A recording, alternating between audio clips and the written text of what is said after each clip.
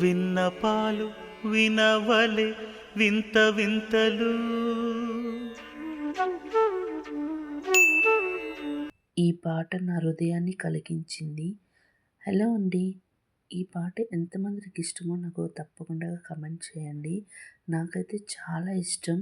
నేను ఈ రోజుల్లో అంటే ఈ మధ్యకాలంలో బాగా నచ్చిన పాట వచ్చేసి ఇదే. అండ్ దానిలో ఉండే అర్థం ఉంది చూడండి. నిజంగా మనము చాలా నార్మల్మైన జీవితం గడుపుతున్నామండి.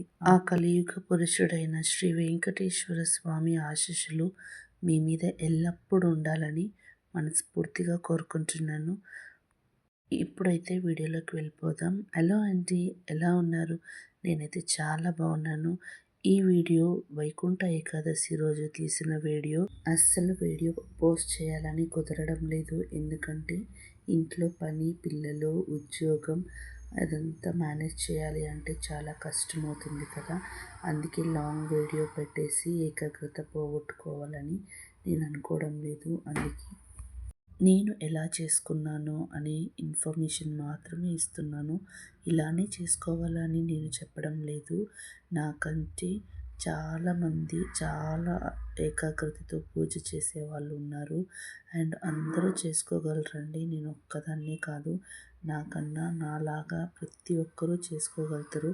కాకపోతే దేవుని కోసం అంటూ టైం మనం సెట్ చేసుకోవాలి అని కాదు, మనం టైం దేవునికి ఇవ్వాలి కంపల్సరీగా. అప్పుడే నేను ఒకటే నమ్ముతానండి, ఆ దేవుని కృప మన మీద ఎల్లప్పుడూ ఉండాలి అంటే మనము నిజాయితీగా ఉండాలి, అందరినీ ప్రేమించాలి, అందరినీ సమానంగా చూడాలి. ఒకరు ఎక్కువ ఒకరు తక్కువ అని అనుకోకూడదు, ఇంకొకరిని హేళన చేసి మాట్లాడకూడదు. సో ఇదొక్కటే నేను నమ్ముతాను. మనం ఎలాంటి పరిస్థితిలో ఉన్నా కానీ ఒకరిని దూషించకూడదు. అండ్ మనకంటే తక్కువగా ఉండే వాళ్ళని చూసి మనము ఎప్పుడూ ఆనందపడాలి. ఎందుకంటే మనం ఆ స్థాయిలో లేము కాబట్టి మనం ఎప్పుడు మనకంటే పైన చూడకూడదు, మనకంటే కింద వాళ్ళని చూడాలి. మనం ఎంతటి స్థితిలో ఉన్నామో మనకంటే పరిస్థితి ఎలాంటి వాళ్ళకి అంటే మనకన్నా తక్కువగా జీవితం గడిపే వాళ్ళని చూసి మనము ఆ స్థాయిలో మనం లేము. దేవుడు మనల్ని ఆ స్థాయిలో ఉంచలేదు అనే ఒక సంతృప్తి నాకైతే ఉంటుంది. నేను ఎప్పుడైనా సరే నా చిన్నప్పుడు నేను అలానే ఆలోచిస్తాను. నాకంటే తక్కువగా ఉండేవాళ్ళు అంటే వాళ్ళు ప్రతి కష్టము వాళ్ళకి విలువైనది, ప్రతి మెతుకు వాళ్ళకి విలువైనది. సో అలాంటి పరిస్థితుల్లో ఉండే వాళ్ళని నేను అదొక్కటే చూస్తానండి. అంతకుమించి ఇంకేమీ చూడను. నాకు పెద్ద పెద్ద ఆశలు అయితే ఏమీ లేదు. ఇక నా ఛానల్లో ప్రతి వారము పూజా వీడియో మాత్రం కంపల్సరీగా నేను పోస్ట్ చేయాలని అనుకుంటున్నాను. అది కూడా ప్రతి శనివారము లేదా ఆదివారము, ఈ 2 రోజుల్లో నేను పూజ వీడియో అయితే అప్లోడ్ చేయబోతున్నాను. తప్పకుండా నా ఛానల్ని సబ్స్క్రైబ్ చేసుకొని నా ఛానల్ని సపోర్ట్ చేయండి. ఇప్పుడు వీడియోలోకి వెళ్ళిపోదాం. మనం పెద్ద పెద్ద పూజలు, ఆర్భాటాలు చేయాల్సిన అవసరం లేదండి. మన దగ్గర ఉన్న పుష్పం ఉంటే పుష్పము లేదా ఒక్క తులసి దళమైనా కానీ ఆ స్వామివారికి సమర్పిస్తే చాలు. మనం చేసే పూజలో కదండి, మనం చూపించే భక్తిలో, శ్రద్ధలో మాత్రమే ఆ స్వామివారు మన ప్రార్థన ఆలకిస్తారు.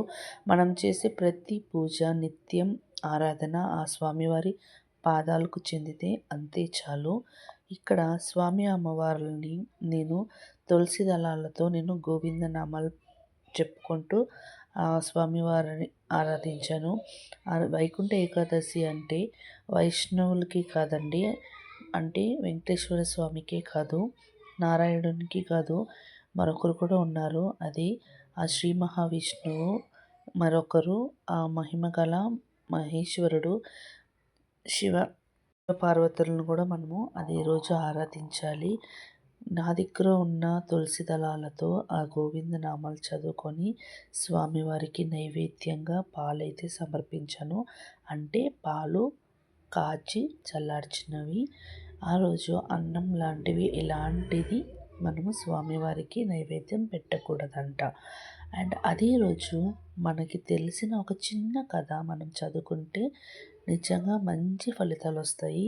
అండ్ ఆ కథ మీతో షేర్ చేసుకోవాలని నేను మనస్ఫూర్తిగా కోరుకుంటున్నాను. వైకుంఠ ఏకాదశి రోజు మనము ఆహారం తీసుకోకూడదు అని అంటారు కదా. అంటే అన్నం, ఎలాంటి అన్నం ఐటమ్స్ అనేవి భుజించకూడదు. దానికి ఒక దృఢమైన కారణం ఉంది అంటాం. అంటే ఒకరోజు ఆ శ్రీ మహావిష్ణువు దగ్గరికి వెళ్ళి అన్నం ఇలా అడిగిందంట, స్వామి ప్రతిరోజు నన్ను ఆరగిస్తారు, నాకంటూ అలసట అంటే రెస్ట్ లేదా అని అడిగిందంట. అందుకు ఆ శ్రీ మహావిష్ణువు ఇలా జవాబిచ్చారు, నీకు ఏకాదశి రోజు అంటే ఒక్కరోజు నీకు విశ్రాంతి కలుగుతుంది. అంటే ఎవరు వింటారు స్వామి, ఒక్కరోజు తినద్దు అని ఎవరెవరికి చెప్పాలి, ఎవరితో చెప్పాలి అని అన్నమ అడిగింది అంట.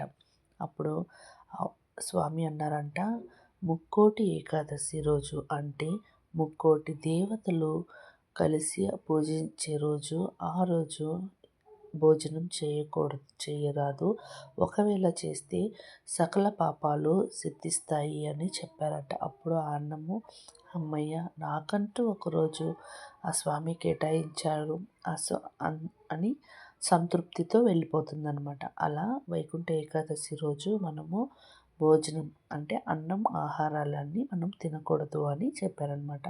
నాకు అది ఇంతకుముందు తెలియదండి. తర్వాత అంటే ఈ మధ్య కాలంలో వైకుంఠ అయ్యే రోజు లేదా వైకుంఠ రోజు నాకు తెలిసింది, వైకుంఠ ఏకాదశి రోజు నాకు తెలిసిందనమాట. సో నేను మా వారు ఉపవాసం ఉందాము అని డిసైడ్ అయినాము. కానీ ఆ వైకుంఠ ఏకాదశి రోజు పూజ చేసిన తర్వాత ఉదయాన్నే దేవుని దగ్గరికి వెళ్ళి ఆ స్వామివారి ఆశీస్సులు తీసుకున్నాను. అండ్ ఆ స్వామివారి దర్శనం చేసుకొని ఇంటికి వచ్చి కాసేపు అలా విశ్రాంతి తీసుకున్నానో లేదో ఆరోగ్యం అస్సలు బాగాలేదండి. ఆటోమేటిక్గా ఫీవర్ వచ్చేసింది. అందుకని ఆ ట్యాబ్లెట్ వేసుకోవాలి అంటే మనం ఏదో ఒకటి ఆరగించాలి, అంటే ఏదో ఒకటి మనం తీసుకోవాలి కదా.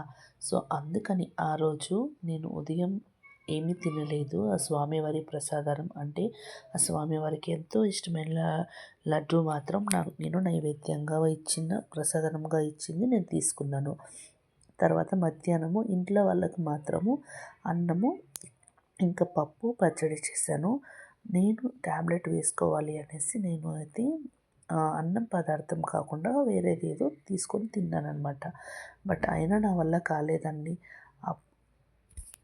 అందుకని ఆ స్వామివారిని మనసులోనే ధ్యానించుకొని, ఈ స్వామి ఈసారి వైకుంఠ ఏకాదశి రోజు నేను ఉపవాసం ఆచరించలేకపోతున్నా స్వామి, కానీ వచ్చే సంవత్సరం అయినా ఆ స్వామి ఆశీస్సులతో నేను ఉపవాసం ఉండగలగాలి అని కోరుకున్నాను. ఇది వచ్చేసి ఇక్కడ మీరు చూపిస్తున్నాను కదా, కుబేర కుంకుమ. కుబేర కుంకుమ ఐశ్వర్యాలు మనకి సిద్ధిస్తుంది అని చెప్తారు కదా. అందుకే మేము తిరుమలకి వెళ్ళినప్పుడు అక్కడ తీసుకున్న కుంకుమ పెట్టుకుంటే నిజంగానే పాజిటివ్ వైబ్స్ ఉందండి. నాకైతే చాలా సాటిస్ఫై అయింది. నాకు ఇంతకుముందు తెలీదు కుబేర కుంకుమ ఏమిటి అనేసి. కొన్ని వీడియోస్లలో చూశాను, వాళ్ళని ఫాలో అయ్యి తెలుసుకొని బయట ఎక్కడ ఆర్డర్ పెట్టుకోకుండా, బయట ఎక్కడ తీసుకోకుండా ఆ స్వామివారి సన్నిధానికి వెళ్ళినప్పుడు ఆ స్వామివారిని దర్శించుకొని అక్కడ ఆ కుంకుమనైతే తీసుకున్నాను. అండ్ ఇక్కడ స్వామివారి మోకబింబం కానొస్తుంది కదా, సో ఇది కూడా నేను తిరుమలలో తీసుకున్నాను. ఎంత చక్కగా ఉన్నారో స్వామివారు. అండ్ ఇదేనండి నా కంప్లీట్. అంతే అండి. నా వీడియో కానీ నచ్చితే తప్పకుండా లైక్ చేయండి, నన్ను సపోర్ట్ చేయండి, నా ఛానల్ని సబ్స్క్రైబ్ చేసుకోండి.